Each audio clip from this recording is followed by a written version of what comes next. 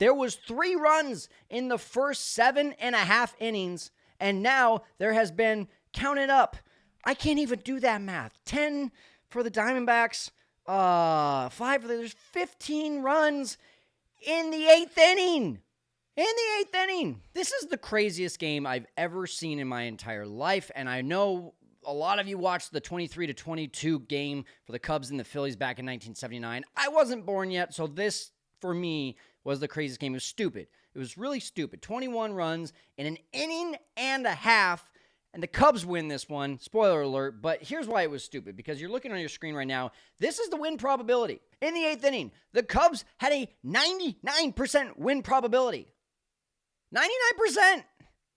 And then suddenly, half an inning later, the Diamondbacks have a 96% win percentile. Then it just drops right back down after that. Look at that. Top of the 9th, 100%. Cubs win the game. And here's how it all happened. And excuse me for going crazy, but that is what is deserving of this game. Grand slam from Ian Happ in the 7th inning. This was a wind was blowing out day. You were supposed to see a lot of this. You didn't, though, because Corbin Burnes and Colin Ray absolutely dealt. Pause really quick. Did you ever think I was going to say, as a Cub, that Colin Ray absolutely dealt? But he's looked really good. And by the way, I was actually making a breakdown of how good Colin Ray has been as a Cub, and I was looking at his last year in 2024 and trying to compare pitches because his two-seamer was running today. I think that was his two-seamer. His slider was breaking hard. That was the breakdown. And especially when it was 7-1, I'm getting all those clips together. And hey, by the way, this guy, you got to give him some love. Caught the home run ball wearing a Marcus Stroman jersey. And it's like 7 sizes too small. But Marcus Stroman, good for you. Okay, ran him. Then, let's be honest, Craig Counsell made the right decision here. It's 7-1, 8th inning. After Julian Merriweather, back it up for a second. After Julian Merriweather, Brad Keller, Caleb Thielbar did their job, put up zeros, you thought to yourself, okay, it's 2-1 going into the 8th inning. We got Porter Hodge, then we got Ryan Presley. Sure hope they lock it down. But you get a nice lead here, 7-1. Put Jordan Wicks in. He just got called up. Let's get him some innings. Porter Hodge is probably over there at this point, just like kicking up his feet. He's like, all right, what should I do tonight? Maybe my girlfriend will be in town. Maybe we'll watch a movie or something. And then it's suddenly in 5 pitches. Jordan Wicks, 2 pitches to Gerchik, and he singles. Then the first pitch to Josh Naylor, he singles. First pitch to Gurriel is outside. And then the second pitch, count them, that's 5 pitches. Curveball right in the middle of the zone. And there is your bases loaded. Craig Counsell comes out like, I did not want to do this. This bullpen is killing me. Jed, please help me out here. This is all that you're giving me.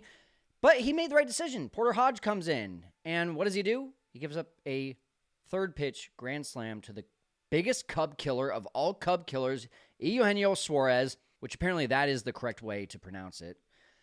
He has 6 home runs this season. 5 of them have been against the Cubs. He came into this game with an OPS under 700, and we make this guy look like Albert freaking Pujols. I don't know what else to say about it besides that just infuriates the crap out of me. Then Porter Hodge, he jams Gabby Moreno. Okay, we're going to settle back in. At this point, you're kind of thinking, all right, gets in the 9th inning. Maybe we got another run. Come on, Ryan Presley, do your job. But then Porter Hodge just absolutely breaks down. He loses it. He doesn't have his stuff. Slider outside. Walks Jake McCarthy. Next up is Alek Thomas, who once again, a Cub killer. He's from Chicago. That's probably why. He singles into left field. Now you've got the tying run on base and the winning run at the plate. And Corbin Carroll, he strikes out Corbin Carroll. The runners had advanced to second and third, so a huge strikeout. Okay, breathe. Then 2 strikes to Perdomo. The entire crowd is getting up. This is a big moment at Wrigley. That slider just doesn't do all that much. And Dansby, he actually keeps it on the infield, so only 1 run scores. That seemed like a big deal at the time, especially when they show the replay here. You can see actually that ball goes off of Porter Hodge's glove, which allowed it to stay on the infield. And here's the ground out from Gerchik. Here comes Gage Workman. What is happening? This is not real life. I actually tweeted that. This is not real life. Ian Happ, you're going to throw out Perdomo, though, right? Oh, my God. Like, just anything that could go wrong in this inning is going wrong. And this play, if you had to just put one play for the Chicago Cubs this season with their bullpen, this would be that play. Gage Workman, by the way, he's in for defense. He's in for defense, and he does this. They called it a double. How do you call this a double? Go back, scorekeepers. Change this thing right away. But I'm going to pause this for you because I always like to educate you guys. Here's the education piece. On a high hopper like that, you are taught to charge in, which is exactly what Gage did. He's taught to go around the ball so he gets it on the glove side. He's doing that. And he's supposed to get the ball either as soon as it comes down, so you're catching it with the ball coming down, or he's going to get it on the short hop, and he's going to kind of trap it with the short hop. That ball is going to bounce, and then it's just going to trap in. What he did is he didn't do either. That ball bounces as soon as his glove is there. So I don't know if Gage thought he was catching that in the air, or if it looks like he thinks he's catching that in the air because his glove is open like this. If he thought he was going to get on a short hop, it would kind of be where I'm trying to get my hand in the shot here. It would be like this. It would be closer to the ground because you're trying to trap that ball from coming up. I think he thought he was going to catch it on the fly, and he didn't. He missed it by an inch, and the ball goes right under his glove. Carson Kelly on this one, I mean, do you ask him to come and get that ball? You can see where this ball does hit the ground right there. Perdomo is still a good 3 feet away, but you're just asking for a collision. You're asking for a lot. Catchers are taught to stay back as long as possible so that ball can travel. Meanwhile, that guy is barreling down on you. So I don't think Carson Kelly did the wrong thing. You're just hoping for Carson to get that short hop, and he didn't.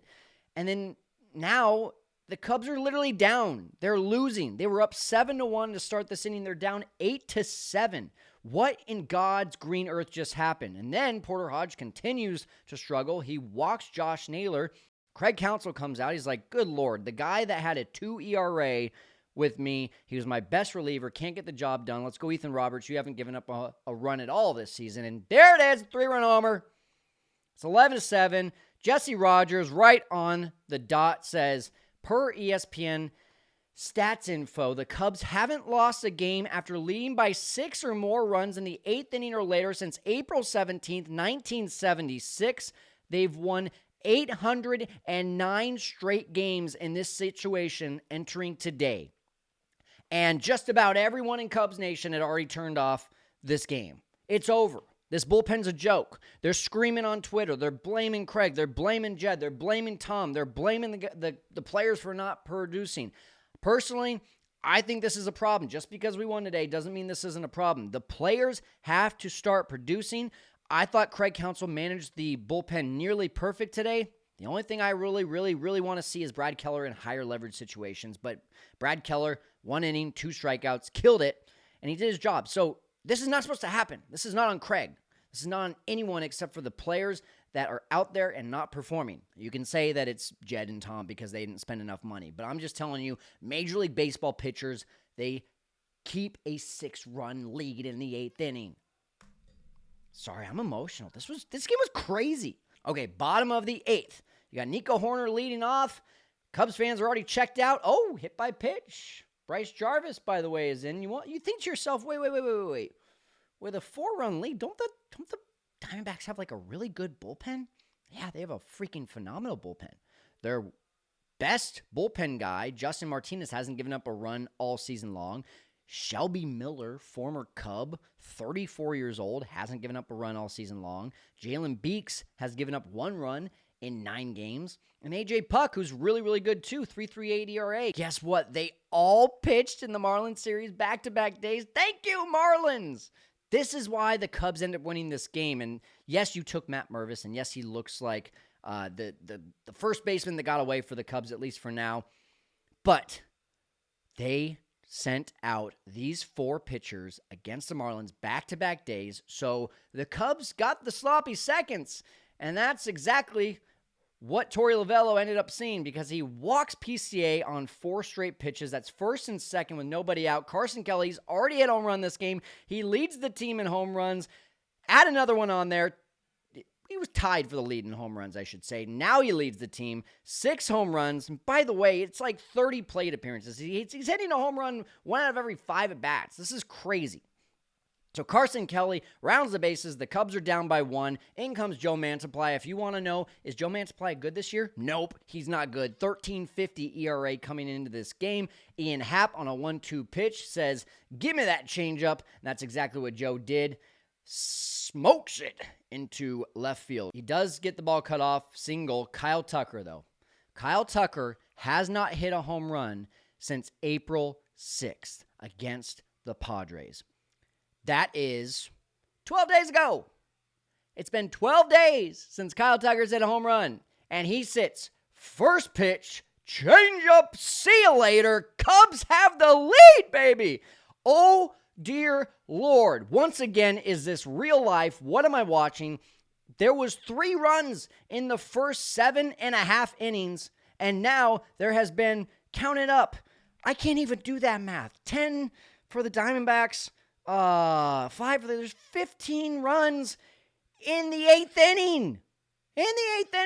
Add on the other half from the 7th inning, and that's, another 5. There's 20 runs. That's 21 runs, and we're not even through the 8th inning yet. So what happens next? Well, Seiya Suzuki on a 3-2 changeup. Apparently the changeup was not working for Joe Mantiply. Back-to-back home runs.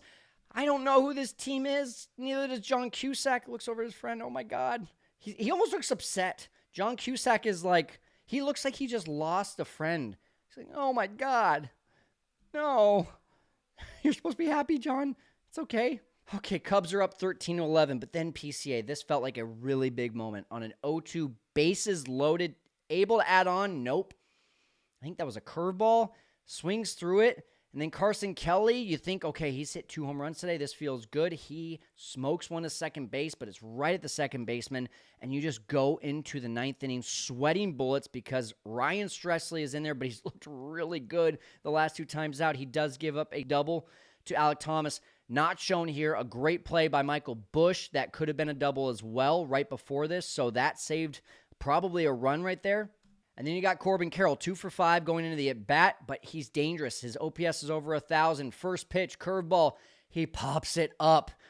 There's your game. Dansby Swanson makes the catch. Ian Happ says, you got this one. I don't care what happened in San Diego. I'm not touching that thing. That's you, Dansby. The Cubs win the game 13-11. And can I just give you a real quick nugget because this is kind of hilarious to me. The ERA of these guys going into this game, Ryan Nelson, 450, comes out 844. Bryce Jarvis goes in 405, comes out 736.